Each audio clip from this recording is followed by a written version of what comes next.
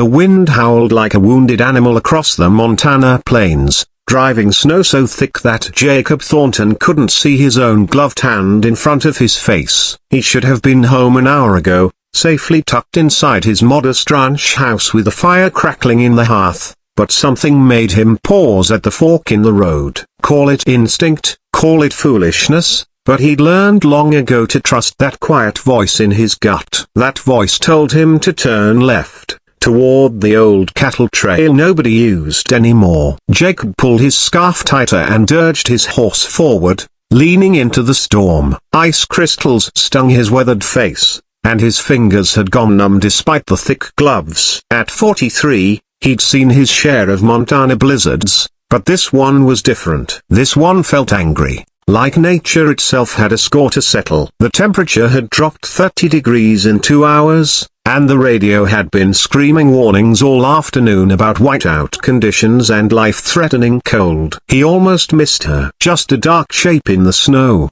barely visible against a drift near a cluster of bare cottonwoods. For a split second, he thought it might be a fallen calf or a piece of torn fencing. But then the shape moved, just slightly, and Jacob's heart lurched in his chest. "Whoa, boy," he murmured to his horse, swinging down from the saddle before his boots even touched the ground. He stumbled through knee-deep snow, his legs burning with the effort, until he reached the figure. A woman lay curled on her side, her lips blue, ice crystals forming in her dark hair. She wore expensive riding gear, the kind Jacob had only seen in catalogs, but it wasn't nearly enough for this storm. Mom, can you hear me?" He shook her shoulder gently, then more firmly. Her eyelids fluttered, and she made a sound somewhere between a groan and a whimper. There wasn't time for questions. Jacob knew hypothermia when he saw it, had lost a cousin to it when he was 17. He stripped off his heavy coat and wrapped it around her,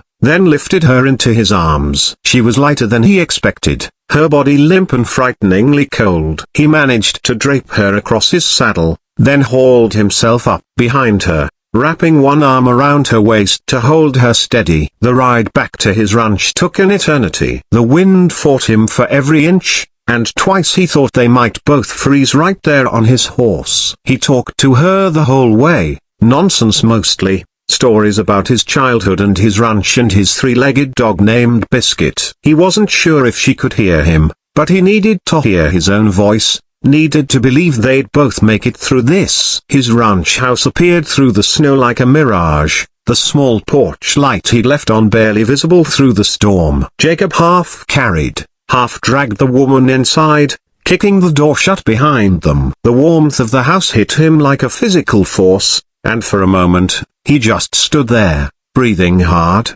holding this stranger in his arms. "Okay," he said aloud, his voice rough. "Okay, let's get you warm." He'd been alone for 5 years, since his wife Sarah had passed from cancer, and the house still echoed with her absence. But Sarah had been a nurse, and she taught him things. He laid the woman on the couch near the fireplace, threw 2 more logs on the fire, and ran to gather blankets and towels. Her clothes were soaked through, and he knew they had to come off. He worked as quickly and respectfully as he could, averting his eyes, wrapping her in dry towels and then piling every blanket he owned on top of her. Her skin was like ice. He rubbed her hands and feet, trying to get circulation going, whispering encouragements he wasn't sure she could hear. "Come on now. Stay with me. You're safe. You're going to be fine." It took nearly an hour before her shivering started, which Jacob knew was actually a good sign. Her body was warming up, fighting back. He made sweet tea and held the cup to her lips, helping her take small sips. She coughed, and her eyes opened, unfocused and confused. "Where?" she croaked. "You're safe," Jacob said softly. "You're in my home, found you in the storm. How are you feeling?" She tried to sit up, winced, and fell back against the pillows. "My horse.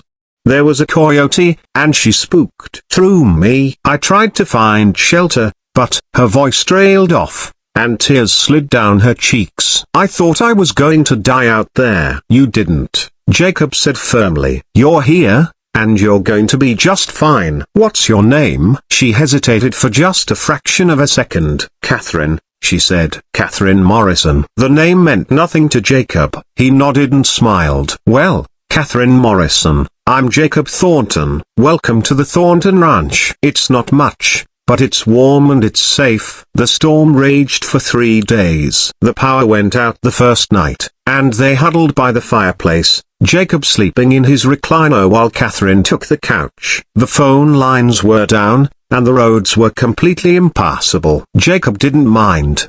He'd weathered plenty of storms alone, and having company, even a stranger's company, felt good. Catherine was quiet that first day, clearly still recovering from her ordeal. But by the second day, she started asking questions. She wanted to know about his ranch, about his life. Jacob found himself talking more than he had in years, telling her about his 100 acres, his small herd of cattle, the constant struggle to keep the place running. He told her about Sarah, about how they'd planned to grow old together on this land, and how he'd nearly given up after she died. Why didn't you? Catherine asked, her dark eyes intent on his face. Jacob shrugged, staring into the fire. Didn't seem right. Sarah loved this place. Giving up would have felt like giving up on her memory, so I kept going. Some days are harder than others, but I keep going. Catherine was silent for a long moment. That's beautiful, she said finally, her voice thick with emotion. She helped him with chores on the third day,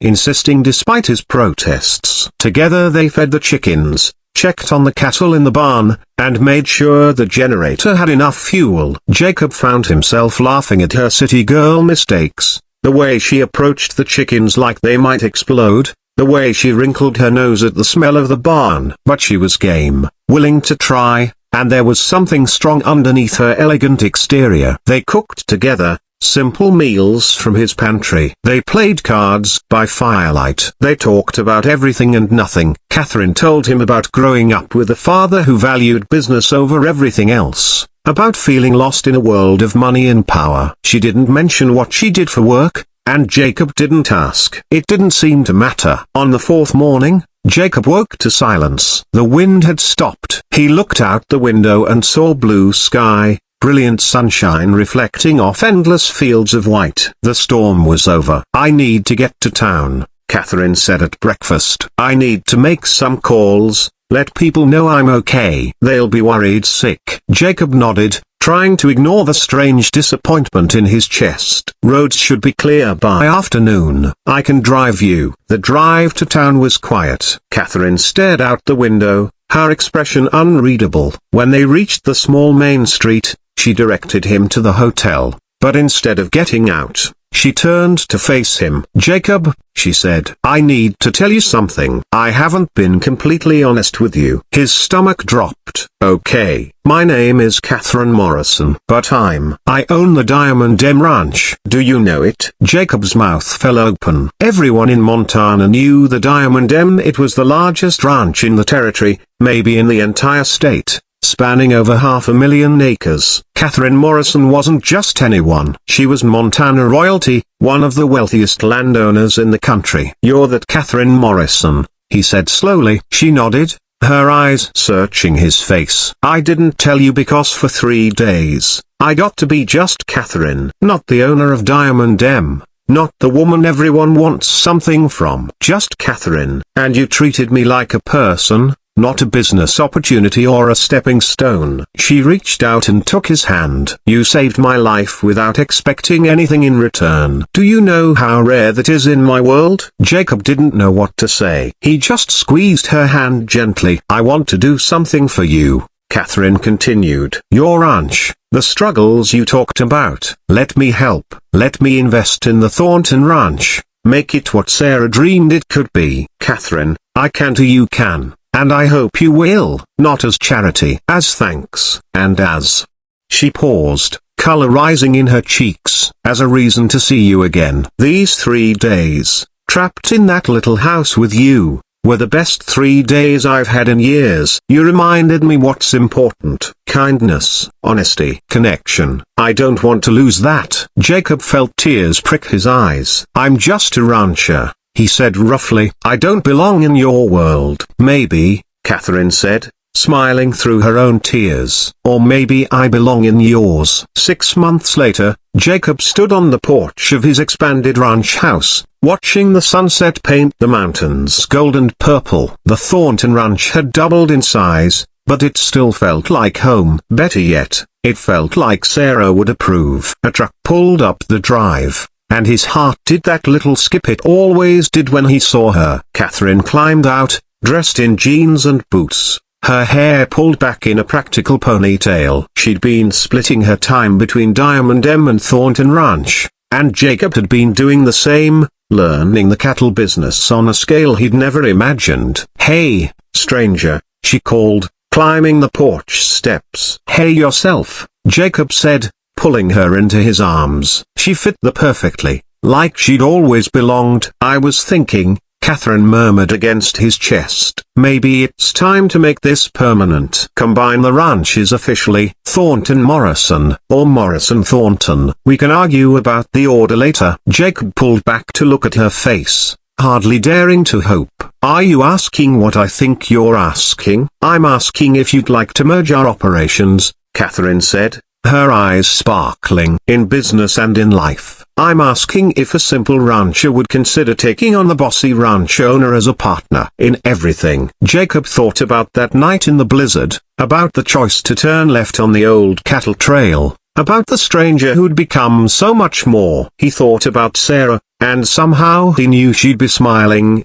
telling him to stop overthinking and just say yes. "Yes," he said simply, "to all of it." Yes. They sealed it with a kiss as the sun dipped below the mountains, two ranchers who'd found each other in a storm, proving that sometimes the greatest fortune isn't measured in acres or cattle, but in the courage to open your heart to a stranger who becomes everything. The wind whispered across the plains, gentle now, carrying with it the promise of new beginnings.